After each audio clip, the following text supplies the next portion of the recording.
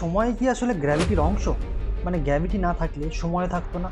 আমরা জানি সময় সবসময় সামনে যায়, অতীত গেছে, ভবিষ্যৎ আসবে, এটা বদলায়।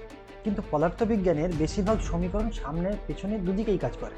তাহলে এই সময়ের এই একদিকে যাওয়া, এটা আসলে আসে কোথা থেকে? বিজ্ঞানীরা বলতেন এনট্রপি থেকে। মানে সিস্টেম সবসময় এলোমেলো হতে থাকে, সেটা থেকেই সময়ের দিক তৈরি হয়। কিন্তু সমস্যা হলো এই ব্যাখ্যার জন্য দরকার ছিল মহাবিশ্বটা শুরুতে একদম গোছানো ছিল।